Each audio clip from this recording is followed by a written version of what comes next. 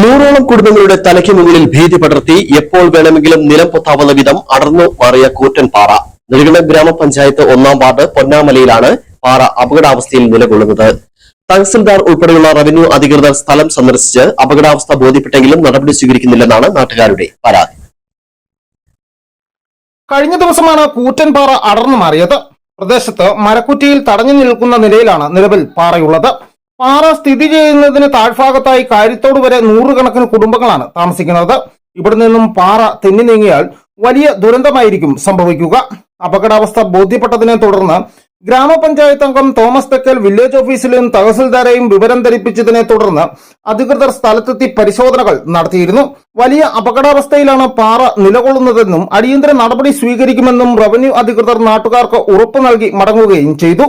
ദുരന്ത നിവാരണ അതോറിറ്റി അധികൃതരെ സ്ഥലത്തെത്തിച്ച പാറ നീക്കം ചെയ്യുന്നതിനാവശ്യമായ നടപടി കൈക്കൊള്ളുമെന്നായിരുന്നു അധികൃതർ പറഞ്ഞത്. എന്നാൽ പിന്നീട് ജനപ്രതിനിധികൾ വിളിച്ചിട്ട് ഫോൺ എടുക്കുവാൻ പോലും തഹസിൽദാർ തയ്യാറാകുന്നില്ലെന്നാണ് ഉയരുന്ന ആക്ഷേപം.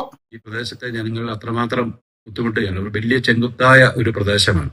ആ പ്രദേശത്തെ ഏറ്റവും മുകളിലായി ഈ പാറ ഇങ്ങനെ വീണ്ടിരിക്കുന്നു. അത് മുൻ വർഷങ്ങളിലൊക്കെ അത് ഒന്നിച്ച് ഇരുന്ന പാറയാണ്. ഇപ്പോൾ അത് രണ്ടായി പിളർന്ന ഒരു ഭാഗം താഴേക്ക് മറിഞ്ഞ് ഒരു